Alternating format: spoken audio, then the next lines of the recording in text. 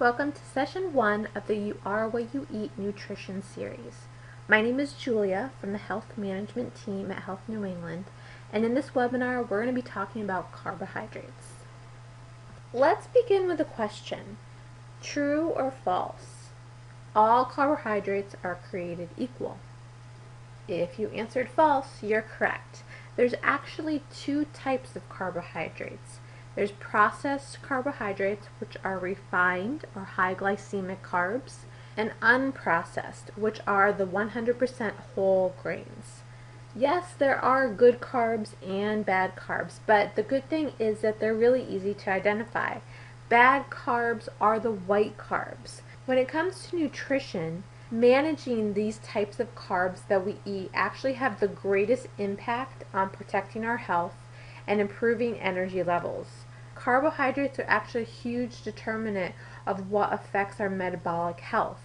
So disruptions can increase our risk of a lot of chronic diseases, such as type 2 diabetes, cardiovascular disease, and certain types of cancer. Most of us, the general population, are really off track with managing and eating more of those better types of carbohydrates, which are really good for our physiological health. It's actually been proven through scientific studies that consuming the right type of carbs, which are those whole grains, helps us maintain a healthy weight and to stay healthier overall. In the 1980s, a study was done that showed us a really important fact and changed the way that we were thinking.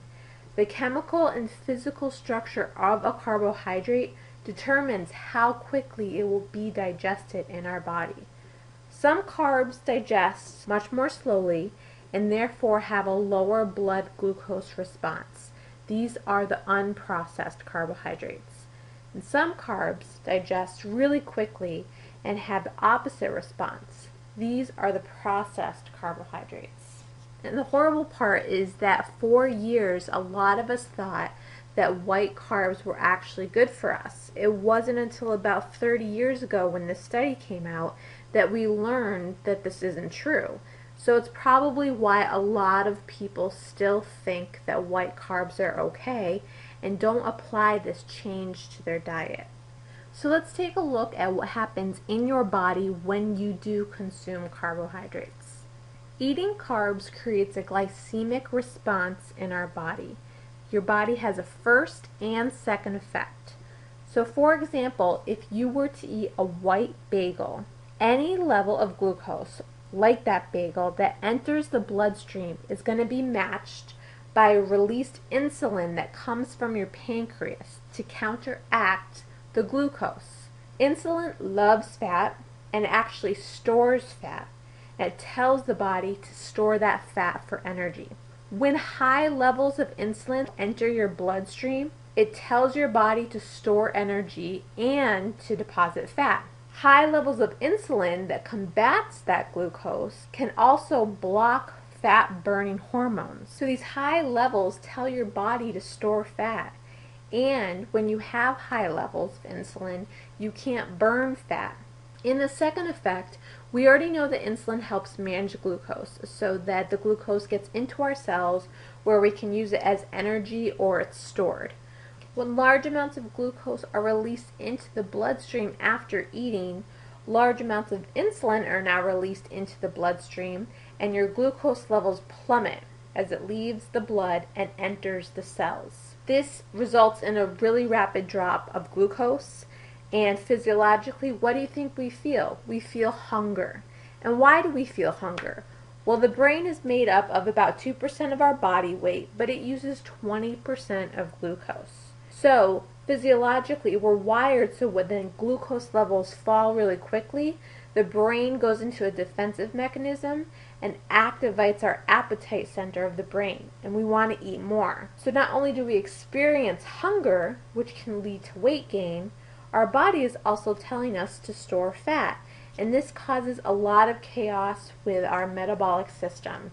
And this is a vicious cycle because we get hungry, we eat more carbs. We get hungry, we eat more carbs. We are consuming more and we can't burn fat. So how can we avoid this glycemic response? Well, beware of the great white hazards. These highly refined, high glycemic carbs are in white rice, white sugar products, white flour products, and white potatoes. They're all white in color, so it's really easy to identify them. Why is a carbohydrate considered processed versus unprocessed? When a processed carbohydrate is created, an outer bran coat of the grain has been stripped away and the grain's inner germ or nutrients are removed. What's left is that simple white carb. All the fiber, nutrients, minerals, phytochemicals, and antioxidants have been removed. So you're left with a really simple carb that digests very quickly in your bloodstream. Think of brown versus white rice. When you cook white rice, it cooks very quickly because it's that simple carb. When you cook brown rice, it tends to take longer because that outer bran coat needs to be cooked as well. Another great white hazard is sugar. We hear a lot about sugar, specifically high fructose corn syrup. Sugar, whether it's white sugar, table sugar, brown sugar, it's all the same. It's sucrose, which is made up of one molecule of fructose and one molecule of glucose. Fructose is actually that sweetness that we get when we eat sugary foods, and it's found in fruits. Sugars go instantly into the bloodstream. They rapidly absorb, and they actually bypass your digestion to go straight into the blood. So be very aware of these because they cause that glycemic cycle that we talked about. The thing specifically about fructose is it can't be used by our cells. So when we eat it, it goes straight to our liver and it gets converted to glucose or fat. High amounts, because our body can't process it, can lead to higher fat storage. And actually, research shows that it can also cause appetite stimulation. We know bad carbohydrates can digest very quickly in our body and what that means. But why is that bad? This can cause weight gain and a lot of diseases like cardiovascular disease, type 2 diabetes, and cancer. When we avoid bad carbohydrates, we then want to replace them with good carbohydrates. And the best sources of these good carbohydrates are found in whole grains, beans, and fruits and vegetables. We actually have a whole session about fruits and vegetables, so today we're going to talk about just the whole grains and the beans. Whole grains contain a treasure trove of nutrients. They're really great for the body. Just about 2.5 servings of whole grains a day can reduce the risk of cardiovascular disease by 25%. So it's associated with really positive health outcomes. Whole grains are powerful disease-fighting foods. This means all of the nutritional value remains intact. They're a really good source of vitamin E, B vitamins, minerals such as zinc, iron, and magnesium, fiber, which slows down digestion, and antioxidant phytochemicals.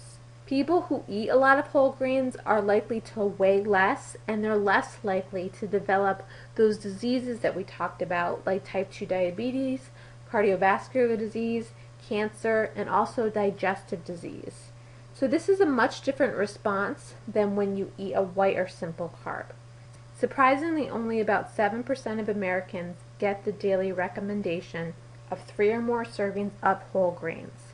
So it makes us think, why don't we consume more? There wouldn't be spikes in our insulin, and we wouldn't be hungry as easily. Whole grains can sustain you for a longer period of time. When shopping at the grocery store, here are some things to look for when choosing whole grains. Look for the label to say 100% whole grain or whole wheat. You also want to look at the ingredients because something can look like it's whole grain, but check to make sure it says whole wheat under the ingredients. Some of the healthiest choices are oats or oatmeal, brown rice, barley, or bulgur. You want to get about 3 servings or more a day, and a serving can be about half a cup of cooked whole grains, a slice of bread, or 1/4 to 3/4 of a cup of prepared cereal. The second type of good carbohydrate to talk about are beans. Beans are packed with megawatt nutritional power. Beans have a lot of benefits and they're really great for your heart. They also have a lot of vitamin B, more than any other food, a lot of minerals such as iron, magnesium, calcium, and potassium. They have fiber, antioxidant phytochemicals, and they help you control your appetite and your body weight. A study of about 10,000 Americans showed that those who consumed beans 4 or more times a week were 22% less likely to get heart disease than those who had them less than once a week. So it's really important to incorporate them into your diet whenever you can. When you're at the grocery store determining what to buy for those whole grains, don't forget to buy those beans. All varieties are pretty good to buy, such as black beans, edamame, kidney beans, and so forth. Any form of bean is fine. You can buy canned beans. There's fresh, frozen, or dried. You just want to watch the sodium and make sure that they're not in a lot of salt water. A lot of people associate beans with gas, which is a side effect of consuming this product. What happens is the digestive enzymes are unable to break down all of the starch in the beans at once, and the bacteria in your colon often ferments what remains, and this produces what we know as gas. So some tips to kind of avoid that from happening are to consume beans that might have a little less gas, like lima beans, black-eyed peas, chickpeas, split peas, and lentils. Remember to rinse those canned beans thoroughly, and don't consume large amounts, especially if you're just starting to introduce them into your diet. Work up to 1 serving or just have 1 serving at a time. You can also consider products like Beano or over-the-counter digestive enzyme products to help.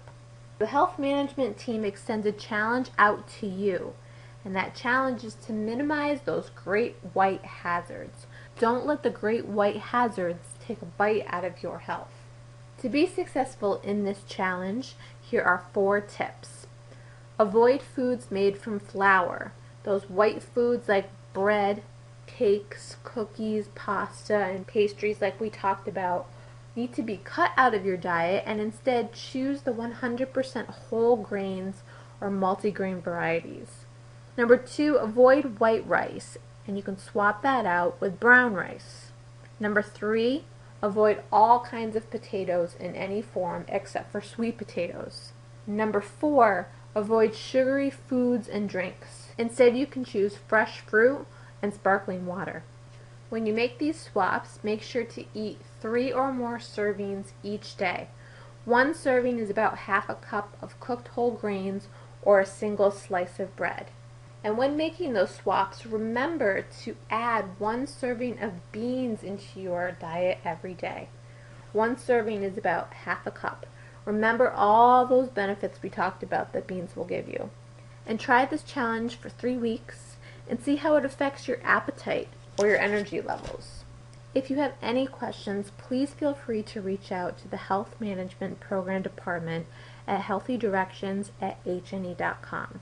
We hope you take part and are successful in this 3-week Great White Nutrition Challenge and continue these habits for better health.